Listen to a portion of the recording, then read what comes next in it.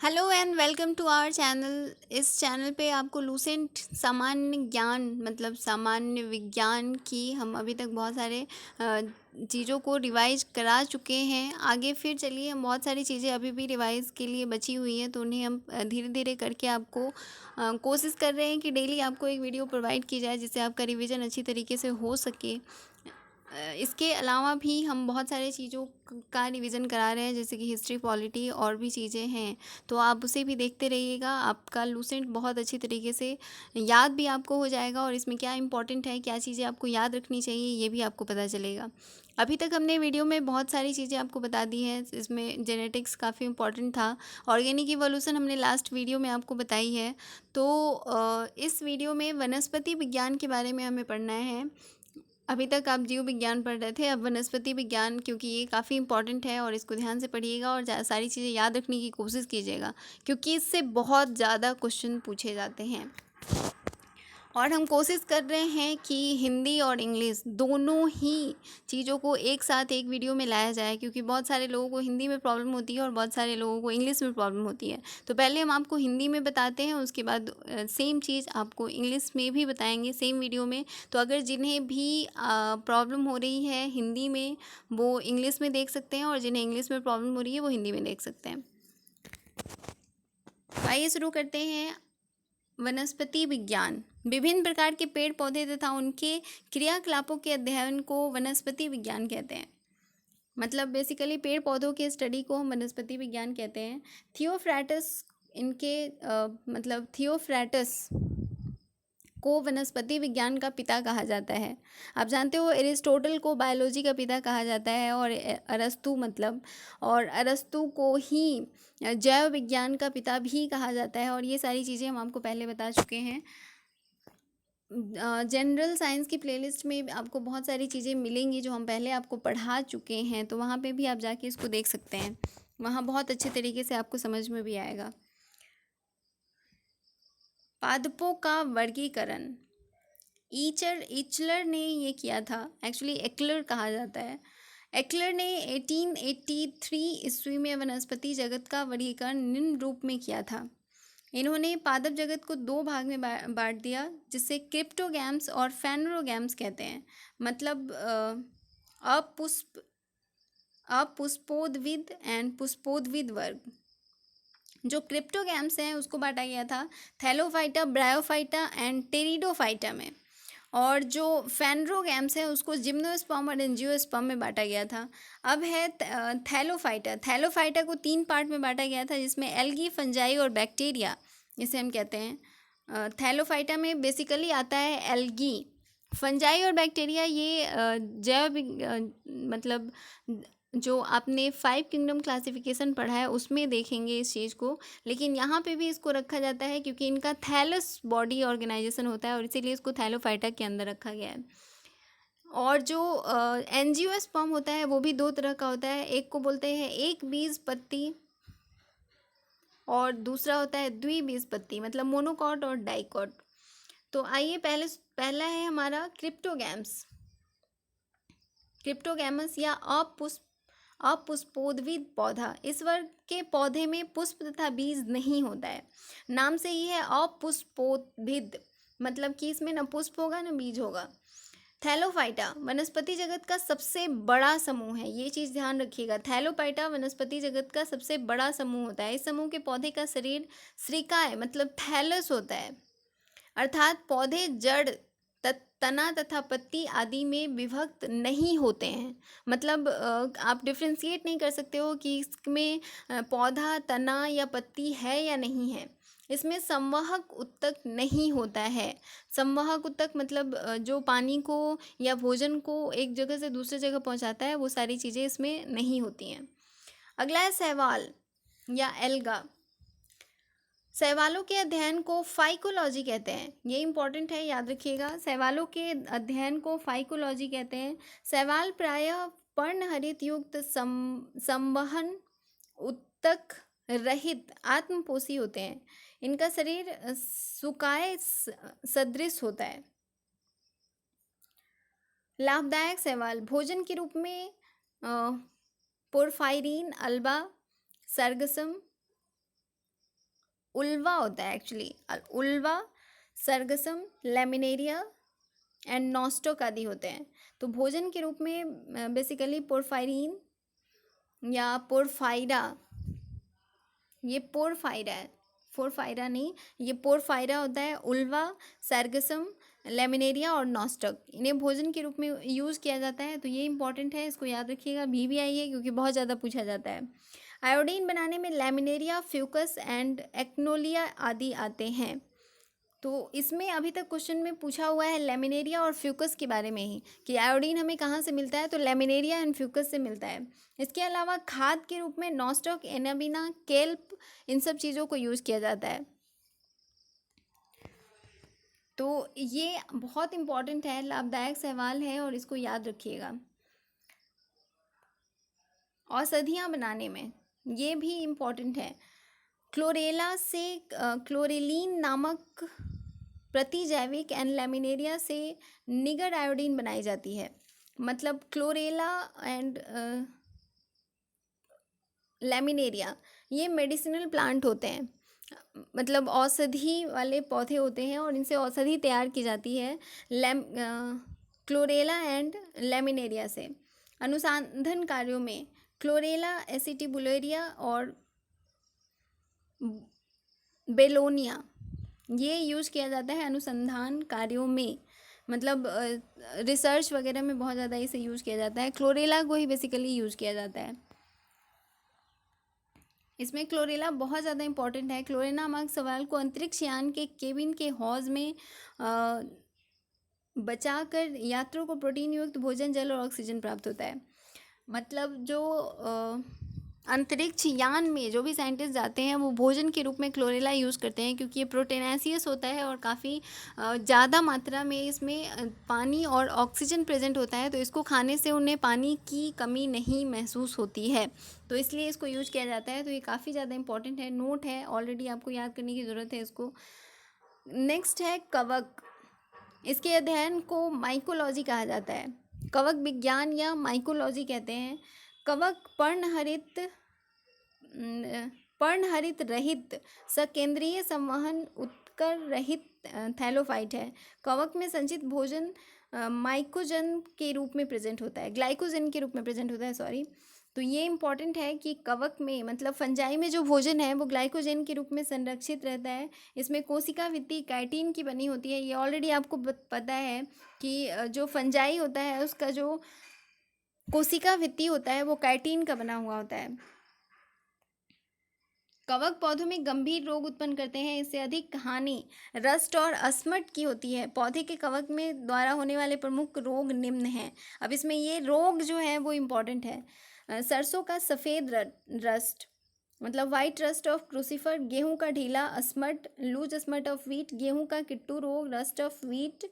आलू की अंगमारी, blight of potato. गन्ने का अपक्षय, red rot of sugar cane. मूंगफली का टिक्का रोग, मतलब tikka disease of groundnut. आलू का मस्सा रोग, वार्ड डिजीज ऑफ पोटैटो। धान की भूरी अर्ज चित्ती, brown leaf spot of rice. आलू की पछेला अंगमारी, late blight of potato. And प्रांकुरों का डंपिंग रोग, डंपिंग ऑफ सीडलिंग्स। तो ये सारे इंपॉर्टेंट है, बहुत सारे एग्जाम्स में पूछा जाता है कि ये रोग किसके द्वारा हुआ है। तो ये सारे फंजाई के द्वारा हुए मतलब कवक द्वारा फैला हुआ ये सारा रोग होता है। तो ये इसको याद रखिएगा। यहाँ पे भी ये कुछ चीज़ें दी हुई हैं, जैसे कि दमा जो है स्पर्जिलस की वजह से होता है। एथलीट फुट, टीमिया एक्रस। गंजापन भी टीनिया के द्वारा होता है। एंड दांत जो है वो टाइकोफाइटन के द्वारा होता है। तो यहाँ पे ये जो बीमारियाँ हैं और ये किसकी वजह से होती हैं, मतलब कौन से कवक की वजह से होता है, तो ये सारे आप याद रखिएगा। ये भी आई है, आप इसको भी करके और इसको याद कर लीजिएगा अच्छे तरीके से, ये बहुत इंपॉर्टेंट होते हैं। विषाणु की खोज के रूप में वैज्ञानिक Ivan whisky, Ivanovsky actually, Ivanovsky कहते हैं इसको। इवानोस्की ने 1892 ईस्वी में विषाणु की खोज की थी। तंबाकू के मोज़ैक रोग पर खोज के कारण इनकी प्रकृति सजीव और निर्जीव दोनों प्रकार की होती है। मतलब विषाणु जो होते हैं उसमें वो ना ही लाइव होते हैं ना ही डेड होते हैं, मतलब सजीव निर्जीव दोनों की ही प्रकार ये होती है। इसी कारण इन्हें सजीव और निर्जीव की कड़ी भी कहा जाता है। तो कभी कभी एग्जाम्स में क्वेश्चन इस तरह से रहते हैं कि सजीव और निर्जीव के बीच की कड़ी कौन है, तो वो विषाणु होता है। विषाणु के निर्जीव होने के कारण ये कोसा रूप में नहीं होते हैं। इनको क्रिस्टल बनाकर निर्जीव पदार्थ की भांति बोतलों में भरकर वर्षों तक रखा जा सकता है। सजीव ऐसे जैसे लक्षण इनके कम्युनिकल अम्ल का द्विगुणन होता है। किसी जीवित कोशिका में पहुंचने से ये सक्रिय हो जाते हैं और एंजाइमों का संश्लेषण करने लगते हैं।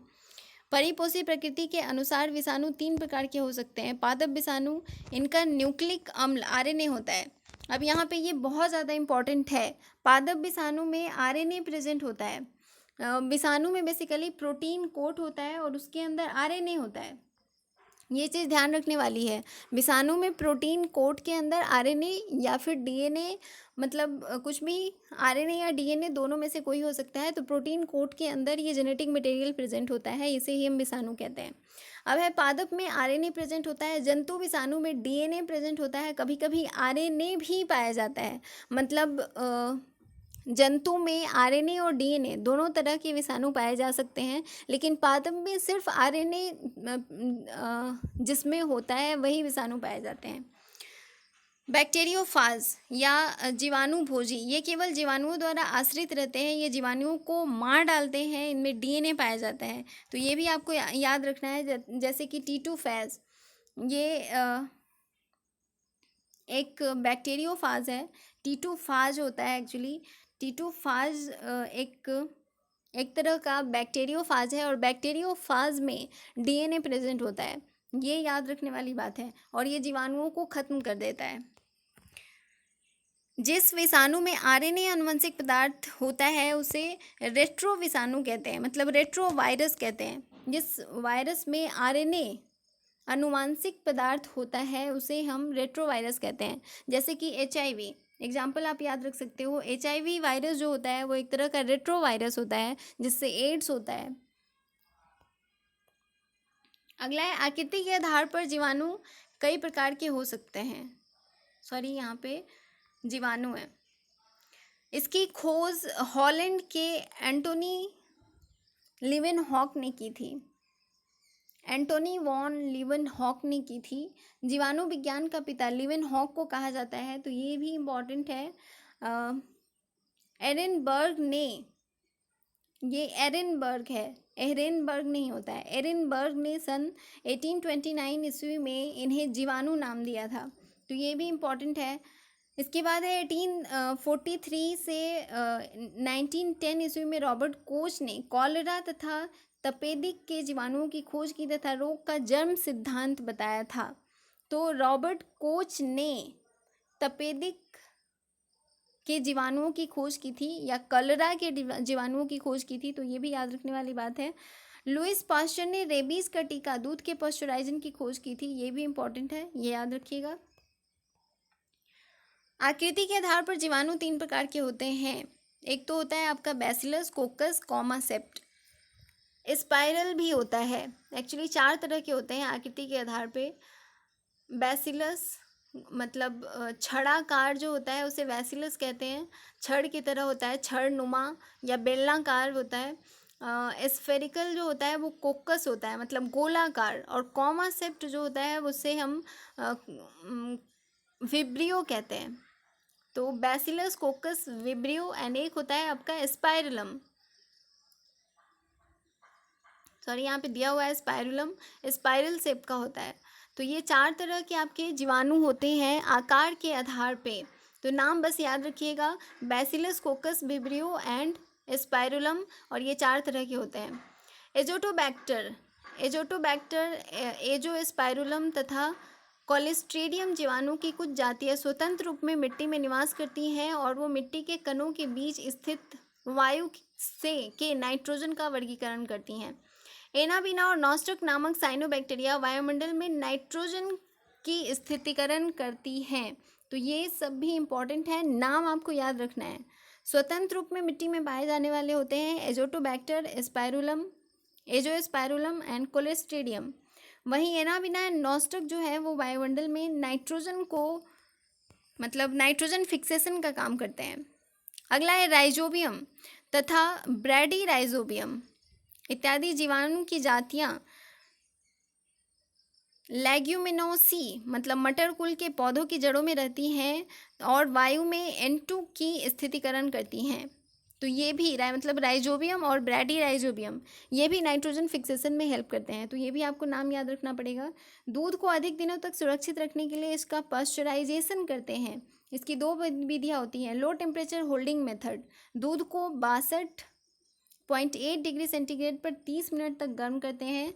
And then high temperature short time method, दूध को 71.7 डिग्री पर 15 सेकेंड तक गर्म करते हैं। चर्म उद्योग में चमड़े से बालों और वसा हटाने का कार्य जीवाणुओं के द्वारा होता है। इसे चमड़ा कामना या कमाना या टैनिंग कहते हैं। अचार, मुरब्बे, शरबत को शक्कर की गाढ़ी चाशनी या अधिक नमक में रखते हैं ताकि जीवाणुओं का संक्रमण होते ही जीवाणुओं का जो जीव द्रव्य कुंचन मतलब प्लाज्मोलाइसिस हो जाता है तथा जीवाणु नष्ट हो जाते हैं, इसलिए अचार मुरब्बे अधिक दिनों तक खराब नहीं होते हैं। शीत संग्राहक या कोल्ड स्टोरेज में न्यूनतम तापमान जो होता है वो -10 डिग्री सेंटीग्रेड से -18 डिग्री सेंटीग्रेड रखा जाता है, तो ये आपको याद रखना है। अगला है ब्रायोफाइटा। यह सबसे सरल स्थलीय पौधे का समूह है। इस प्रभाग में लगभग 25,000 जातियां सम्मिलित की जाती हैं। इसमें संवहन, उत्तक तथा जाइलम एवं फ्लोएम का पूर्णतः अभाव होता है, ये प्रेजेंट नहीं होते हैं।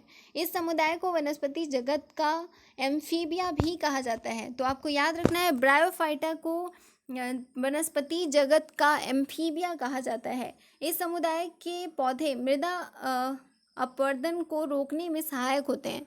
मतलब जो मिट्टी का अपक्षरण होता है, मतलब जो दह जाते हैं, जो उर्वरक शक्ति खराब हो जाती है, उससे रोकने का ये काम करते हैं। स्फैग्नम नामक मॉस अपने स्वयं के भार से 18 गुना अधिक पानी सोखने की क्षमता रखता है, इसलिए माली इसका उपयोग पौधों को एक स्थान से दूसरे स्थान तक ले जाने के समय सूखने से बचाने के लिए करते हैं। तो आपको याद रखना है कि स्फैग्नम का उपयोग किया जाता है बेसिकली फलों को भी ताज़ा रखने के लिए। एक जगह से दूसरे जगह जब हम उनका ट्रांसपोर्टेशन करते हैं तो उसमें भी चारों तरफ से स्फैग्नम लगा दिया जाता है ताकि उन्हें पानी मिलता रहे और जो फल होते हैं वो ताज़े रहें। फल, सब्जियाँ, पौधे, किसी भी चीज़ के ट्रांसपोर्टेशन के लिए इसका बहुत ज़्यादा यूज किया जाता है। स्फैग्नम मॉस का प्रयोग ईंधन के रूप में भी किया जाता है। स्फैग्नम मॉस का प्रयोग एंटीसेप्टिक के रूप में किया जाता है। अगला है टेरिडोफाइटा। इस समूह के पौधे नमी छायादार स्थानों, जंगलों एवं पहाड़ों पर अधिकतम पाए जाते हैं। पौधे का शरीर जड़, तना, शाखा एवं पत्तियों से विभेदित रहता है तथा साधारण राइजोम के रूप में रहता है। पौधे जीवाणु जनक होते हैं। जनक की क्रिया जीवाणु के द्वारा होती है। इस समुदाय में पौधे में संवाहक उत्तक पूर्ण विकसित होते हैं, परंतु जाइलम में वेसल्स एवं फ्लोएम में सह कोशिकाएं नहीं होती हैं। तो यहाँ पे ये चीज़ इम्पोर्टेंट है। पुष्प द्विवेदित या फूल वाला पौधा फेनेरोगैम्स। इस समूह के पौधे पूर्ण विकसित होते हैं। इस समूह के सभी पौधों में फूल, फल तथा बीज होते हैं। इस समूह के पौधों को 2 समूहों में बांट सकते हैं, जिम्नोस्पर्म एंड एंजियोस्पर्म। तो आपको जिम्नोस्पर्म, इनके पौधे वृक्ष, झाड़ी तथा आरोही के रूप में होते हैं। पौधे काष्ठीय, बहुवर्षीय और लंबे होते हैं। इसकी मूसला जड़ें पूर्ण विकसित होती हैं। परागन की क्रिया वायु में होती है। ये जीरोफाइटा कहलाते हैं या मरुद्भिद कहलाते हैं। ये याद रखने वाली बात है। जो जिम्नोस्पर्म्स होते हैं उन्हें हम मरुद्भिद भी कहते हैं। वनस्पति जगत का सबसे ऊंचा पौधा सिकोया सेम्परविरेंस इसी के अंतर्गत आता है। इसकी ऊंचाई 120 मीटर है। इसे कोस्ट रेडवुड ऑफ कैलिफोर्निया भी कहते हैं। तो ये बहुत ज़्यादा इंपॉर्टेंट है, इसको वीवीआई कीजिए और याद कर लीजिए। Coast redwood of California sequoia को कहा जाता है और इसकी ऊंचाई 120 मीटर होती है। सबसे छोटा अनावृत वृजी पौधा जामिया होता है, जामिया पिग्मिया कहते हैं इसको, जामिया पिग्मिया। जीवन विवास्म या साइकस या जीगो बाइलोबा जिंको और मेटासिकोया, ये सब भी इनको जीवित जीवाश्म कहा जाता है।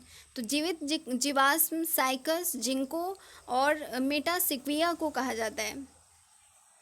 जिंको को मेडन हेयर टी भी कहते हैं, मेडन हेयर ट्री। तो ये सारी चीज़ें बहुत इम्पॉर्टेंट है। साइकस के बीजांड एवं नर युग्मक पादप जगत में सबसे बड़े होते हैं, तो ये भी आपको याद रखना है।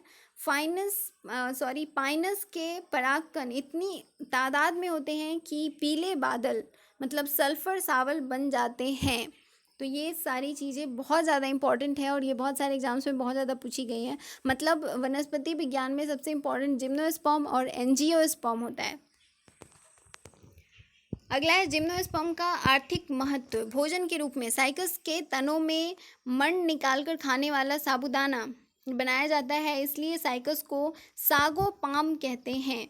तो आपको अब पता चल गया, साइकस को सागो पाम कहते हैं क्योंकि इसे साबूदाना तैयार किया जाता है। लकड़ी चीड़ मतलब पाइन, सिक्विया, देवदार, स्प्रूस आदि फर्नीचर के रूप में यूज किए जाते हैं।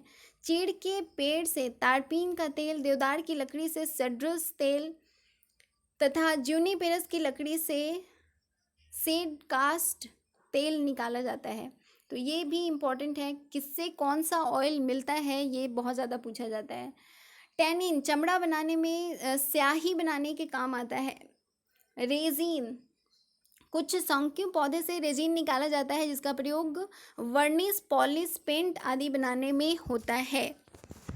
अगला है आवृतबीजी या एंजियोस्पर्म। इस समूह के पौधों में बीज फल के अंदर होते हैं। इस पौधे में जड़, पत्ती, फूल एवं बीज सभी पूर्ण रूप से विकसित होते हैं। इस उप समूह के पौधे में बीजपत्र होते हैं। बीज पत्रों की संख्या के आधार पर पौधों को 2 वर्गों में बांधा गया है, एक बीजपत्री पौधे एंड द्विबीजपत्री पौधे। एक बीजपत्री पौधे उन पौधों को कहते हैं जिनके बीज में सिर्फ एक बीजपत्र होता है। इनके कुल का नाम एवं प्रमुख पौधों इस तरह से हैं। सबसे पहले लिलिएसी, इसमें लहसुन और प्याज आता है। पामी, इसमें सुपारी, ताड़, नारियल और खजूर आता है।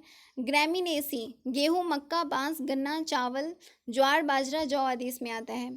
तो आपको याद रखने वाली बात इसमें यही है कि एक बीजी फैमिली कौन कौन सी होती है और इसमें कौन कौन से पौधे आते हैं, बस इतना। नेक्स्ट है द्विबीजपत्री पौधे। इस वर्ग में वे पौधे आते हैं जिनके पौधों के बीज में 2 पत्र होते हैं। इनके कुल का नाम एवं प्रमुख इस तरह से हैं, जैसे पहला हो गया क्रूसीफर भी इसको कहा जाता है। इसमें मूली, शलजम और सरसों आता है। मालवेसी, इसमें कपास, भिंडी और गुड़हल आता है।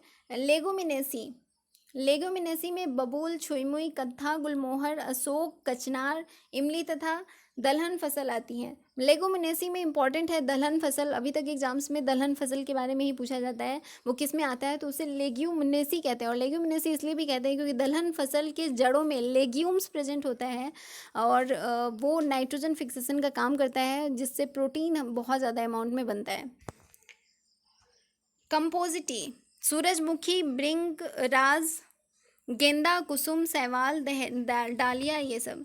रुटेसी, नींबू, चकोतरा, संतरा, मौसमी, बेल, ये सब इसके अंदर आता है। कुकरबिटेसी, तरबूज, खरबूज, टिंडा, कद्दू, लौकी, जीरा, ककड़ी, परवल, ये सब जितने भी मतलब